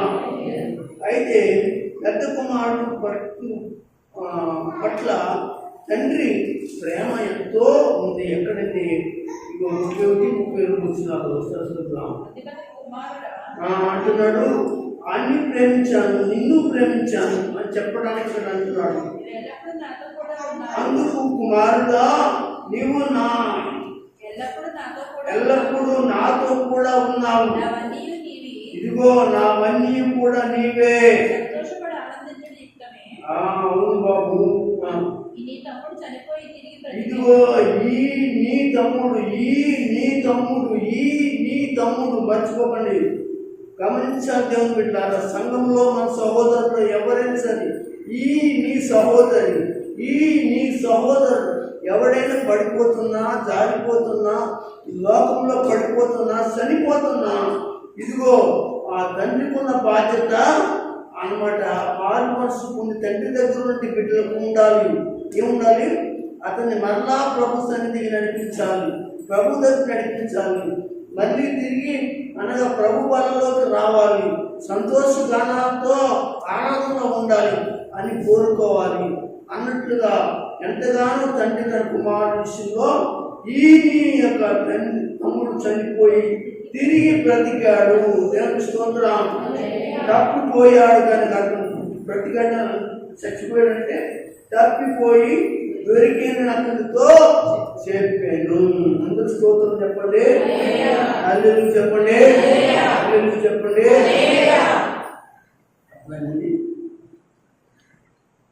ఇవన్నీ కూడా 5 బిట్లుగా చెప్పాను. ఎక్కడి నుంచి? మొదటిదేమో 1-17, రెండోదేమో 10-24. అర్థమవుతుంది. 3 25-30, 4 31-32, 4 బిడ్డలుగా చెప్పినట్టున్నాను. కనుక దేవుని యొక్క బిడ్డలారా, ఇప్పుడు మీకు అర్థమైందా? రక్షణార్థమైన వారు మనసు ఎవరికొచ్చింది? ధనవంతుని కుమారుల్లో ఒకడైన చిన్న కుమారుడికి రక్షణార్థమైన మారు మనసు అంటే ఇదేనండి. ఇంకా మన చాలామంది ఇది రక్షణార్థమైన మారు మనసు గురించి చెప్పాలి. ఇంకా చాలామంది ఉన్నారు కానీ ఆ గురించి చెప్పుకుంటాయి. మీకే సరిపోయి చెప్తానికి అనిపించదు. కనుక రక్షణార్థమైన మారు మనసు పొందినట్లుగా మీ సహోదరుల విషయంలో మీరు పాటుపడాలి. ఇక్కడ మళ్ళీ ఎడదీద్దాం. ఏమని? పెద్ద కొడుకు, చిన్న కొడుకు. పెద్ద కొడుకు ఎవరు, చిన్న కొడుకు ఎవరు అంటే మళ్ళీ ఎక్కడికి వెళ్ళాలో తెలుసా? పాత నిబంధన కొత్త నిబంధనలోకి వెళ్ళాలి. గట్టిగా స్తోత్రం చెప్పండి. అంటే ఇశ్రాయేలీలు పెద్ద కొడుకు. ఇశ్రాయేలు ఎవరండి? పెద్ద కొడుకు అనగా చిన్న కొడుకు ఎవరంటే అన్యజనులకు గుర్తుగా సాదృశ్యంగా ఉన్నాడు చిన్న కొడుకు. దేవుని స్తోత్రం, హల్లెలూయా.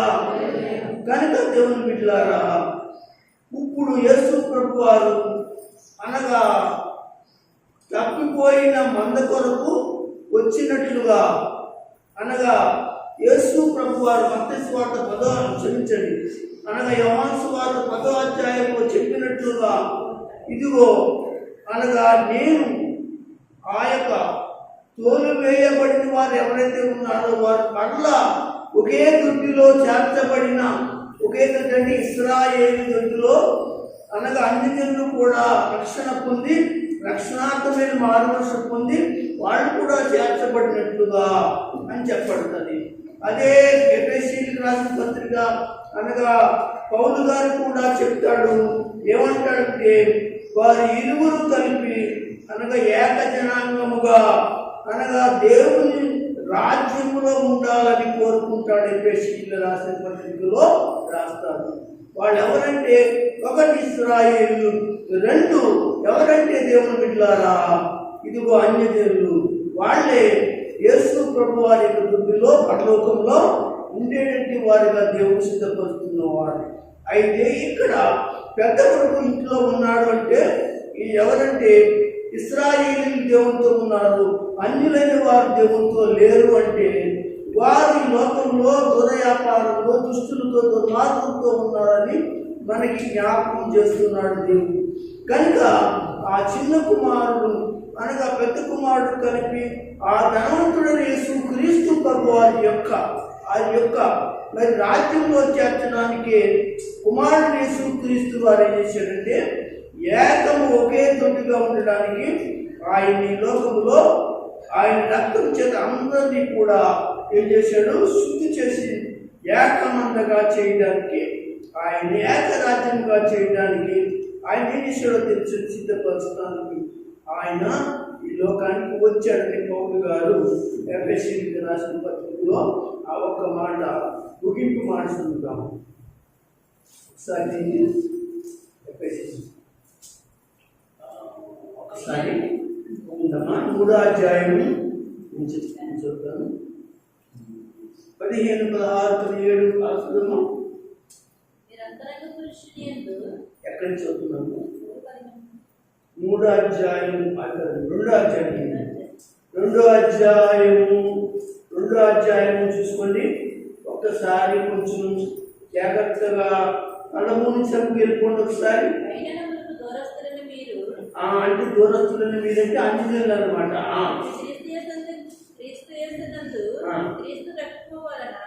సమీపస్తులై ఉన్నారు. ఆయన మన సమాధానమై ఉండి మీకును మాకును ఉన్న ద్వేషమును. ఇక్కడ మీకు అంటే అంజనులకు, మాకు అంటే యూదులకు అని పౌలు గారు చెప్తున్నాడు. ఆ ద్వేషమును అనగా విద్రూపకమైన ఆజ్ఞలతో గల ధర్మశాస్త్రమును తన శరీరమును కొట్టివేయడం చేత మరణం ద్వారా కొట్టివేయడం వల్ల, రక్తం వల్ల పోషించబడడం వల్ల ఈ తెగవారు ఆ తెగవారు కలిపి ఒక దుడ్లోకి రాబోతున్నారు, ఒక రాజ్యంలోకి రాబోతున్నారు. అదే పరలోకం సులభం. మధ్య గోడను పడగొట్టి మన యుబేలుని ఏకము చేశాను. యుబేలు అంటే ఇద్దరు అనమాట, ఒకటిగా చేశాడు అనమాట.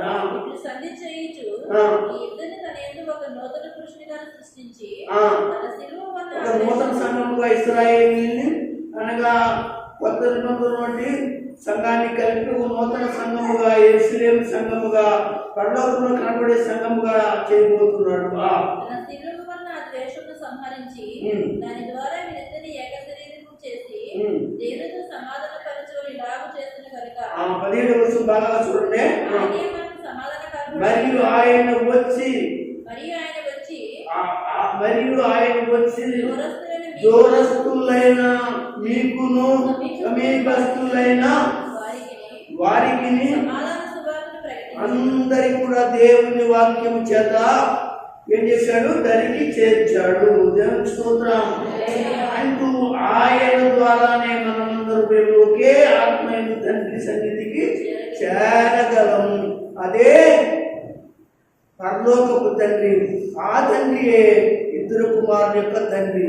ఆ తండ్రియే అన్నమాట. పాత నిబంధన కొత్త నిబంధన కలిగిన అనగా తండ్రి ధనవంతుడు.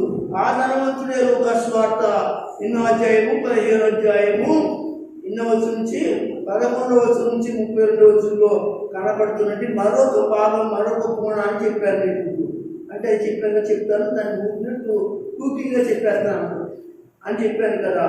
కనుక ఇప్పుడు దేవుడు అనగా యూదులైన వారిని చూసినగా పెద్ద కొడుకు, అలాగే ఇశ్రాయేల్ అయిన వారిని చూసినగా పెద్ద కొడుకు, అన్యులైన వారిని చూసినగా చిన్న కొడుకు అనే చిన్న మాట మీకు చివరిలో అందించి ముగించాలని ఉద్దేశంతో ఉన్నాను. ఈ అంశం ఏమిటి అంటే యేసుతో వారు యూదులైన అన్యులైన కానీ ప్రతి ఒక్కరి విషయంలో రక్షణార్థమైన మారు మనసు పొంది ఏం చేయాలి? దేవుని దగ్గరికి చేరుకుని పరలోకానికి సిద్ధపడాలి. అది భూమి మీద జరగాలి, ఆయన రాకడానికి ముందుగానే జరగాలి. ప్రభు వస్తున్నారు, రండి, సిద్ధపడండి, పరలోకంలోనికి అనేక మంది మీ బాధ్యత ప్రకారంగా దేవుని మందిరానికి మీరు నడిపించండి. దైవ సేవకు వాక్యం చేత వారిని దేవుని దగ్గరికి సంపూర్ణంగా పరిశుద్ధాత్మ నడిపిస్తారు. దేవుడి మాటను అందరికీ పంపించను కాక. ఆమేన్.